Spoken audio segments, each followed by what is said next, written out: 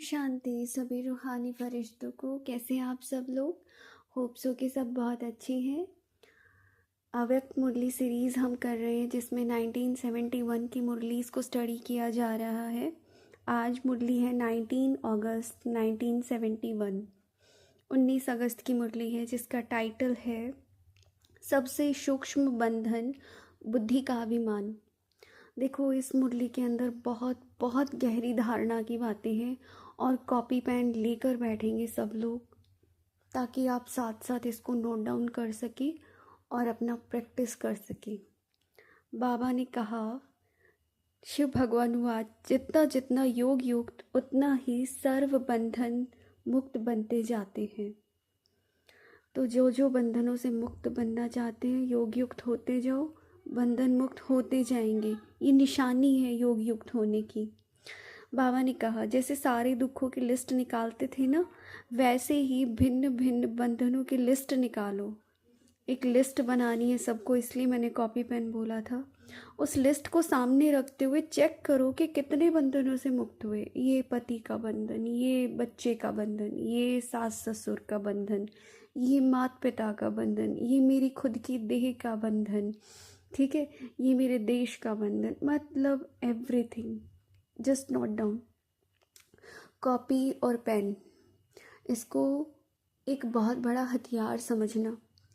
जिसने copy pen को अपने जीवन में सही से यूज़ कर लिया ना, मानो उसका सफल होना, उसकी ज़िंदगी का मतलब सार्थक होना तय है, निश्चित है। उसके पुरुषार्थ का पूरा होना, उसके सपनों का पूरा होना, उसकी जितनी भी ड्रीम्स हैं, विशेस हैं, उनका पूरा होना निश्चित है। जस्ट तुम्हें यूज़ करना आना चाहिए। इसको छोटा मत समझना, इस कॉपी पेन की ताकत को। पहली बात तो लिखते ही नहीं है। लिखते ही नहीं हो ना, वो हवा हवा में, बुद्धि बुद्धि में, वो जो कैलकुलेशन सेकंडों में भूल जाती है तुम्हें। 1 घंटे के बाद तो तुम किसी और दुनिया में होते हो। वो क्या पता कब का पास्ट बन चुका होता है, पता तक नहीं होता है। इसलिए हर चीज़ को नोट डाउन करो। चेक करो कि कितने बंधनों से मुक्त हुए। पता ही नहीं होगा तो कहाँ से चेक करोगे? सबसे कड़े से कड़ा बंधन कौन सा है? उत्तर दिया किसी ने, देह अभिमान। बाबा ने कहा कि ये तो सब बंधनों का फाउंडेशन है, लेकिन प्रत्यक्ष रूप में सबसे कड़ा बंधन कौन सा है? ये जो लोक लाज है, ये तो बहुत छोटी बात है। ये तो फर्स्ट स्टेप है जो दुनिया को, समाज को दिखाने के लिए तुम करते हो ना। ये तो बहुत छोटी चीज़ है कि ये क्या कहेगा, वो क्या कहेंगे, ऐसा क्या वैसा क्या। अरे 4 लोग नहीं जानते तुम्हें, ठीक है, ढंग से। तुम्हें कोई जानता तक नहीं है, तुम्हारे गली मोहल्ले और 4 रिश्तेदारों के अलावा। और उसके ऊपर तुम सारी ज़िंदगी नौटंकी करते हो। अपने सिर पे बैठे रहते हो, अपने बच्चों के सिर पे या आने वाले किसी और के सिर पे। मतलब नहीं करना है ये सब। खुद के ऊपर आ जाओ, ये सारी दृष्टि खुद की तरफ घुमा दो। बाबा ने बोला, ये तो बहुत छोटी बात है, फर्स्ट स्टेप है। कभी इसको छोड़ के कोई समझ रहा हो मैंने बहुत महान किया। सबसे बड़े ते बड़ा अंतिम बंधन है श्रीमत के साथ अपने ज्ञान बुद्धि को मिक्स करना।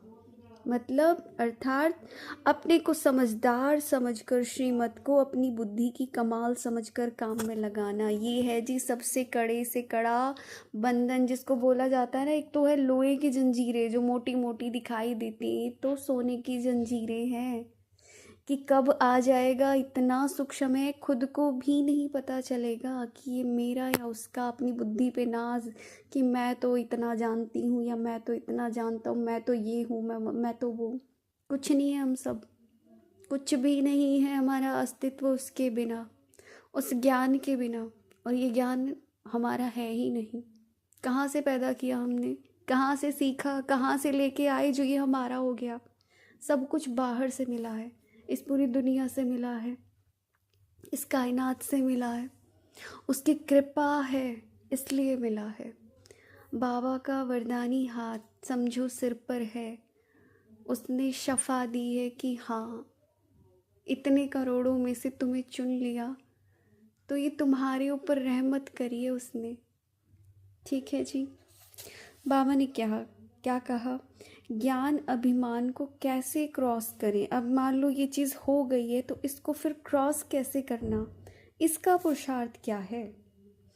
ये बात याद रहे कि हम कल्याणकारी बाप की संतान हैं। इसको क्रॉस करने के लिए, इस कड़े बंधन को क्रॉस करने के लिए सदैव याद रखो, जो भी देखते हैं सुनते हैं उनमें अकल्याण का रूप होते हुए भी अपनी कल्याण की बात को निकालना है। भल रूप अकल्याण का है, दिखाई दे रहा है कि नहीं है ये बात सही, नहीं बात ये अच्छी लग रही है, हार वो गलानी का हो, लेकिन क्योंकि स्थिति को डगमग करने के कारण ये तीनों ही होते हैं, डगमग होती है तो हार भी, गलानी भी, अकल्याण।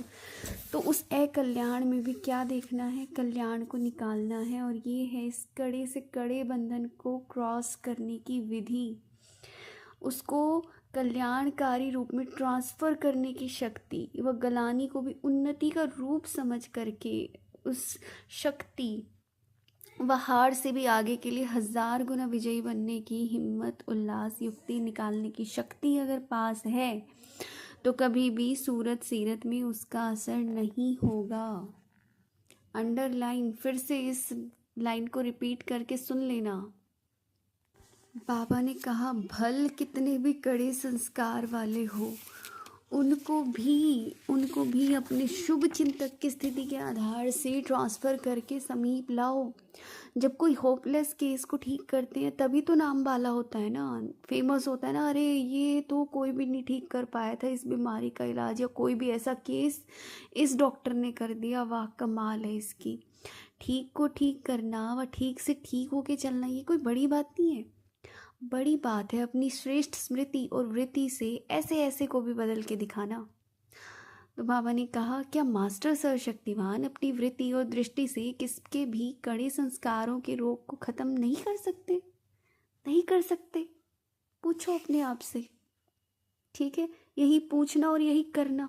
जिनके भी सामने वो कड़े संस्कारों वाली आत्माएं हैं ना, या फिर जो लगता है कि ये तो बदल के ही नहीं दे रही, तो क्या है इनका, नहीं, छोड़ दो एक बार के लिए, कल्याण निकालो, ठीक है?